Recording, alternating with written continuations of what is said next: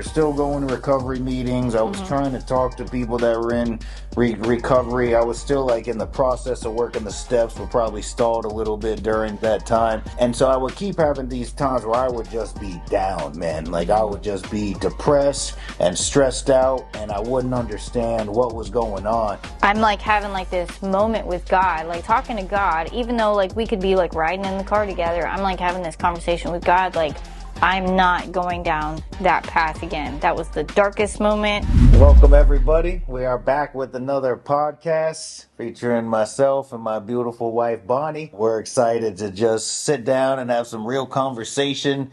So today we're going to talk about adulting is hard. Accurate. And I think that's a good place to start, that a lot of us, we get sober and we're just not used to those responsibilities. We're not used to the adulting that comes with real life.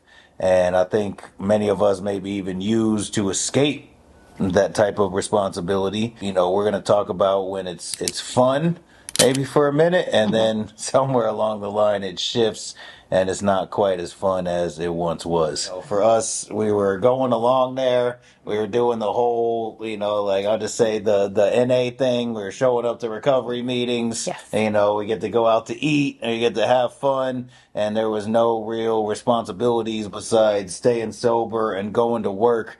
And I remember we'd always used to post like eating right, like we'd post our meal Eating right. when we go out to eat, and we're having fun. I guess we figured we weren't drinking or using drugs, so we're definitely going to be eating, and we were doing that for a while, and I just remember that first part was fun, man. Like it was just all about us. And we're kind learning how to live life, enjoying life a little bit. Sober. Yeah, got a few bucks in our pocket, and it was just fun until the one night when I know I was at work. Yeah, you were at work. Well, you were having some stomach issues, I felt right? dizzy. Yeah, I was feeling dizzy. Like I just knew something was off. So I needed to go to the doctor and figure out what was going on. So we decided to go to the hospital, and we were sitting in there, and it was a very late night. And I just remember, I think I had passed out even. Because I was working night shift because I was going to nursing school. Right. So I was like passed out at the foot of the bed, and all I remember is the doctor coming in and saying, well, I got some good news. There's nothing going on with, it's some intestinal problem or digestive tract or whatever it is. You're pregnant. Yep. And I also remember not saying a word after that. I don't even remember what I said. I remember what I did. I just stayed silent the entire time and did not say a word. And we got in the car and I still didn't say a word. And we went home. At that point, it was probably 3, 4 in the morning. So I passed out. But, for me, I photographically remember it because all I was thinking is like, my fun is over. It's done.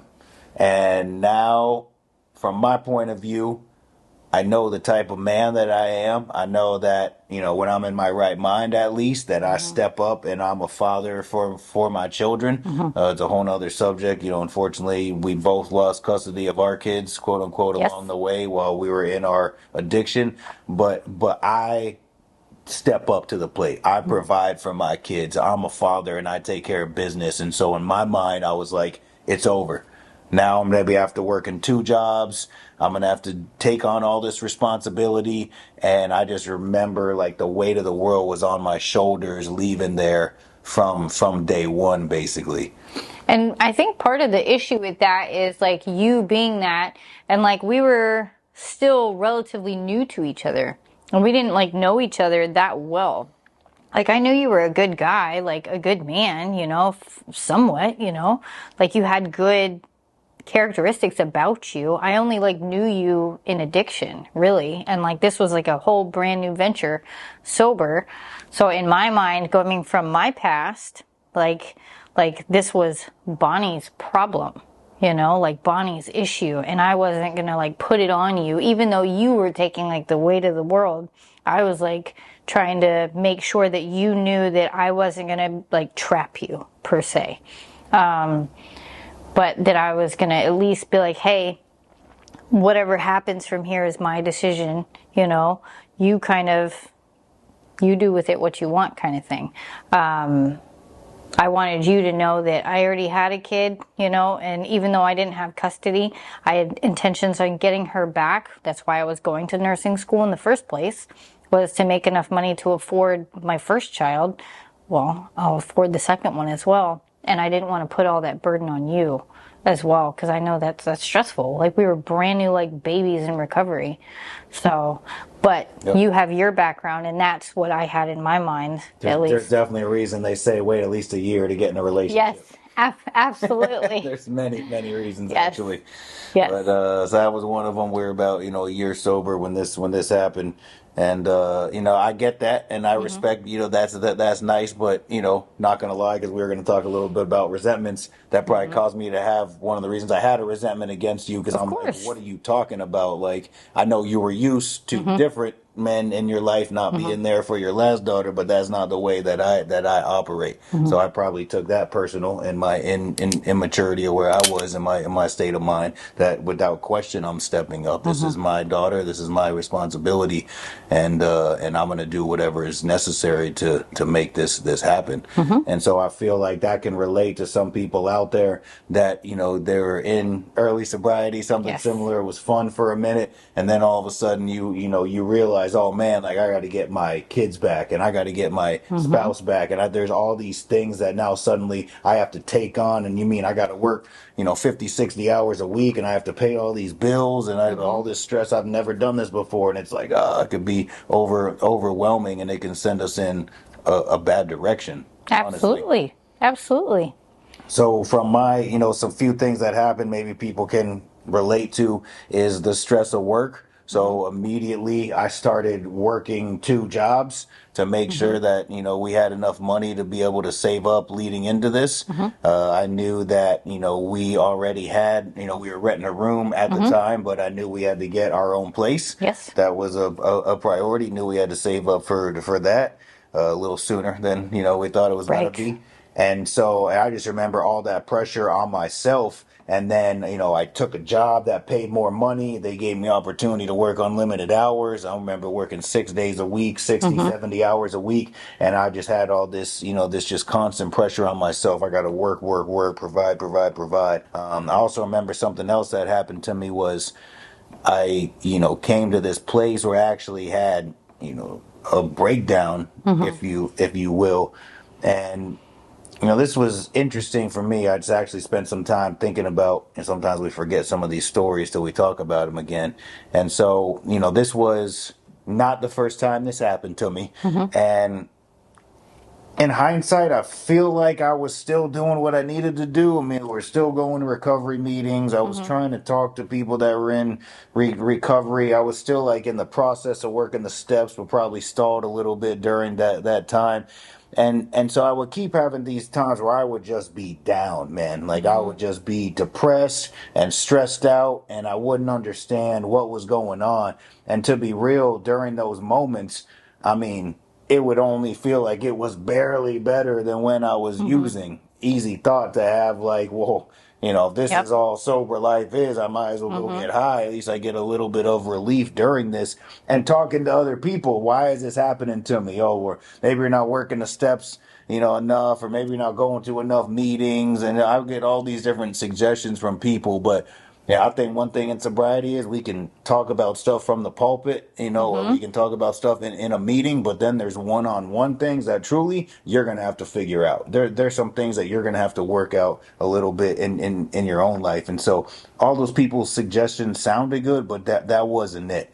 And so I realized that there were these times that I was in one then when it happened to me again, where I just, had so much going on, and Hmm. I would wake up late for work, and then I would have to rush to work, and then you do Yes. all that stuff to provide, and then get home and take care of you, and maybe your blood sugar had gone low or whatever it was that night. And then finally I go to bed, and I realize, like, I spent an entire day without any type of interaction with God or any time towards that relationship. And then the next day, unintentionally, if Yes. something would come in my way again and distract me, and whatever it was. And so I realized that this rough time that we went through, God was turning it around for the good. Hmm. When I realized that that these times were coming, these dark times were coming because I was not taking any of that time to enter into a relationship with God. I wasn't into any prayer time. I wasn't opening up the word. And so I felt like it took those moments for me to realize, like, wow, when I'm disconnected from God, that's when I go into these slumps. That's when I go into It's these a rough deep times. depression. And it's like,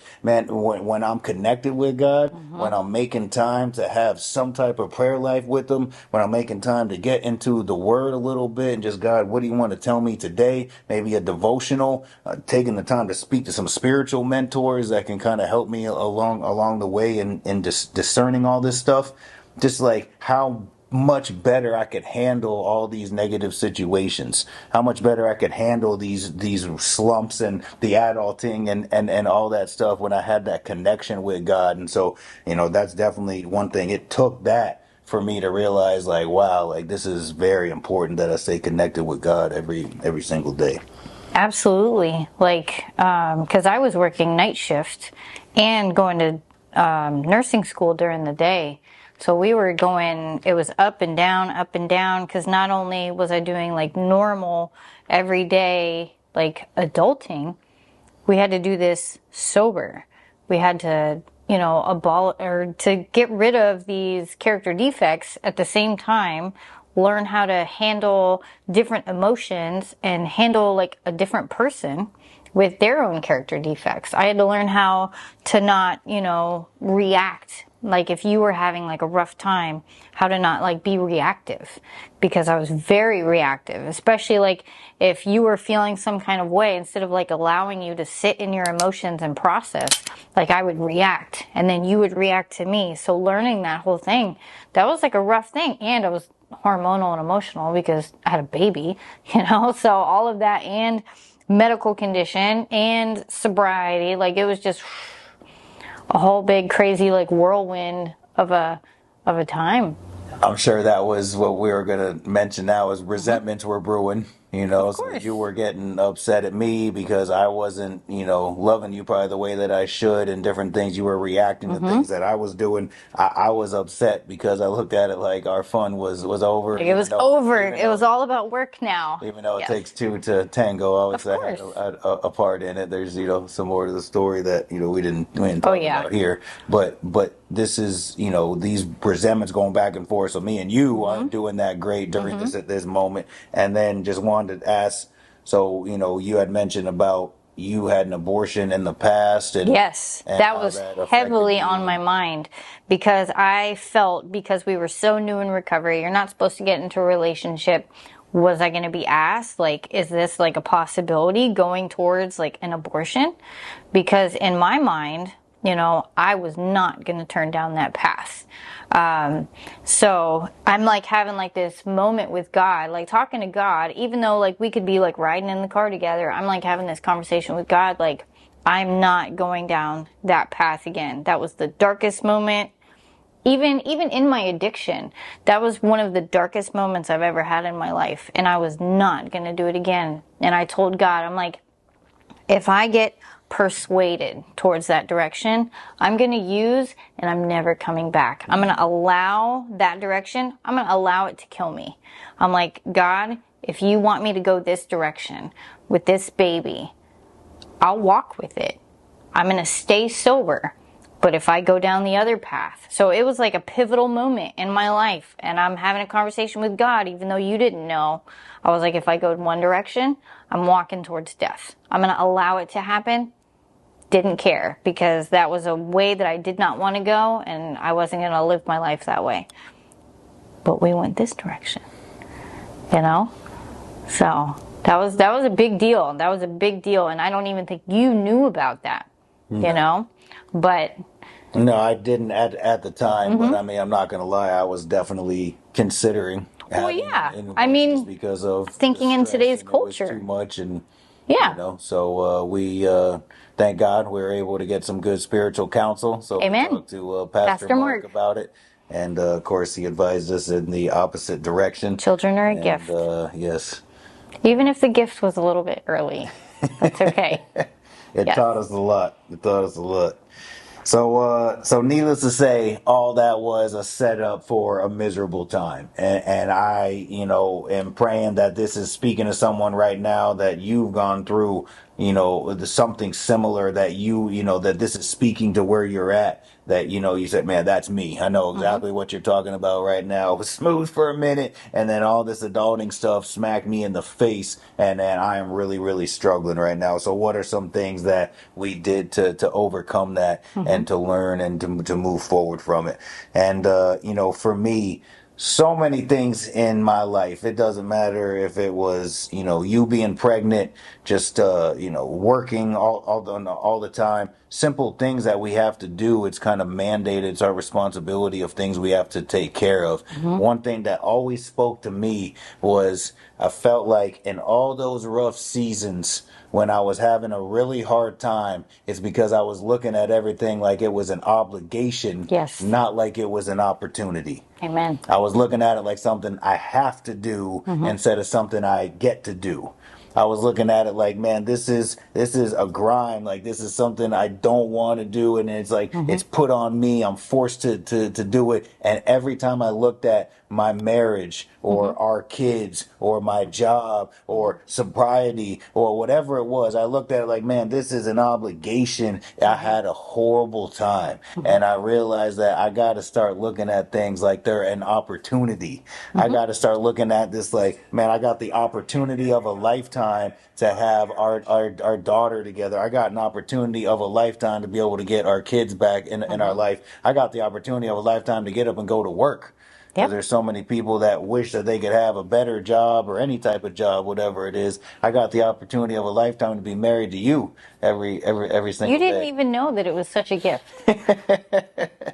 No doubt. And so, when I started looking at, man, I got the opportunity to be sober today. I got the opportunity to connect with God. Like, there's no set rule book or anything like that. I just get to go to prayer to my Heavenly Father whenever I want to. Man, all that stuff, it turned my perspective around and allowed me to look at everything like I got the opportunity of a lifetime. And it made it so much easier to view things as a blessing and something I get to do, not something that I have to do. Yes. That was definitely something that helped me out along the way. We talked about already that time when I was going through the rough patch, and it was because that connection with God wasn't where it should be at. And again, this is something I feel like you got to find whatever works for you in your lifestyle. So, I prefer to do it in the morning, which requires getting up early.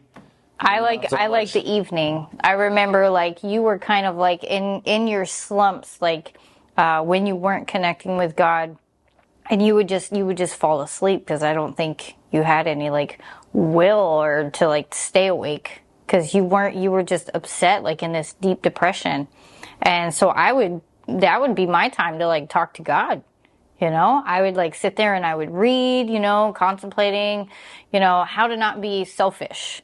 Because you were going through your thing, and selfishness was one of my character defects. That's what drove my addiction, only caring about what happens to Bonnie and the things that I go through. Instead, not only am I going to care about this new little human, I have to care about my other child as well, getting them back, making sure I'm making good grades in school, that I care about all of the disease processes, because I'm going to be caring not only for myself, you, and 2 children, but I'm going to be caring for humans in a hospital. So this whole thing to abolish that character defect. And I still battle with that today because, selfishness, I think, is like a big thing in today's culture. We only care about what affects us and not other people. So yeah, how we feel, are we getting what we need out of it? Am I okay? But this is good. God uses this to teach. It helped to teach me how to be a servant for Christ, and that's my goal every day when I go to work. Or how do I serve my husband? How do I serve my children? How do I serve the public? I think that's a big thing, and God's always refining me. Let's say on a work day, as I'm going to work, because I have a long drive to get to the hospital. So on my way to work, I'll listen to like a marriage podcast, how I can be a better wife to you, or a parenting podcast, how I can be a better parent to my children. And then when I get to a specific light, I cut that off, I put on worship music, and I have a conversation with God. And I'm like, teach me how to die to myself, to abolish that selfishness, and how to serve. So when I get to work, it's not about me. It's about the people. How I can make somebody else's day better. When they're in their worst moment, like when we were in our worst moments in addiction, they could be having like a health crisis, or a brain tumor or a stroke. How can I serve the community in all of those different ways? So not only is God teaching me how to serve people, He's teaching me how to serve my children, how to bring them up as adults. How can I come home from like a crazy day at work and be a good wife to you? Different things. And those are conversations that I'm having with God, and it makes me a better mom, a better wife, a better nurse, a better person.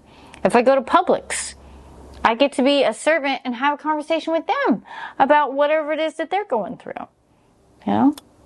God's working on us. All through just adulting. Yeah. I didn't know how to be an adult. I only knew how to be a kid and use drugs and things like that. And instead, turned it into this crazy life, So I can't say it enough. Taking that time to enter into that relationship, that connection with God. Again, it looks different for all of us. I like to do it early in the morning. That's what starts my day off right. I think puts me in a position to, handle everything that happens throughout the day so much better. You prefer yours at nighttime. That's where you find the time to just drown everything else out, and it's just you and God. Some of you out there, I don't know what it looks like. Maybe it's during lunch break. Maybe that's the only time you can get away from your coworkers or your family and everything else and just have that time. Maybe it's, you got to lock yourself in the bathroom and pretend you're taking a shower. Shower sermons. Shower sermons. I found a new app that reads the Bible to you, and it puts it in different voices and things like that. So if I'm busy, or if I'm at the gym and I'm on the treadmill, it's reading the word to me. And if I stumble across a subject that just lights up, I can have a conversation with God in my head. Absolutely. And by that relationship, I mean just entering some type of prayer time, some type of conversation with God, getting into that word. And just like you said, we don't even have to have a book anymore. We got the Bible on our phones. That's right. We can have it read to us. Even people say, "Oh, I can't read that good." No, that's okay. It can read it to you. Yes. So you can still hear it. But just, maybe it's, someone that you can connect with that has a little more experience with that. They've been seeking God maybe longer than you've been alive. Whatever that looks like. Just having someone to be able to help, guide you on that journey is so important. And finally we talk about the gift that we now have from our adulting, from our responsibilities we thought were so bad. We have our not so little Layla. She's going to be 10 soon, actually, coming up. And it was just Father's Day. And what did she make for you? A nice Father's Day banner. It says Happy Father's Day. She handmade a Happy Father's Day banner, and she begged us to get tape so she could tape it up there for you. Yeah, it was definitely a special day, and she's my baby, man. I couldn't imagine if we had chose a different route. And while she makes me want to go crazy at times, she has been a huge blessing to us. I have no doubt she's going to do something big in life. Amen. We just channel that energy for the good. She's going to be the CEO of Apple or something someday. She's gonna do something amazing. And I just can't say it enough, man. It's all these things that we look like at are so rough. And it's like, can we handle it? There's something good that comes out on the other side of it. Number one, that we made it through a situation that would normally take us back out. Of course. That feeling is the best ever. When I made it through these situations that used to cause me to throw in the towel and go back to using drugs or alcohol, and like, man, you can stay sober no matter what, with God helping you and with just having a willingness to do a few things. And then on the other side of that is the gifts and the blessings and the opportunities that come from all that.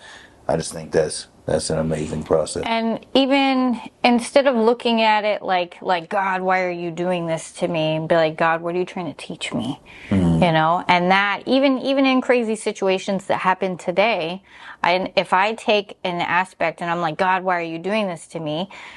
And instead turn it to be like, what are you trying to teach me? No matter what it is. It could be any life situation. It could be in traffic. It could be, you know, however it is, like struggling with like a coworker or something, or somebody that I met.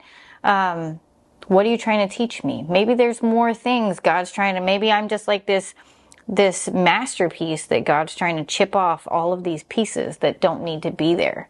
You know, my character defects. I still have character defects. We all do. We're all sinners, you know, and he's constantly chipping away little bits and adding in the things that we need. But that only happens when we spend time with him. No doubt. Yep.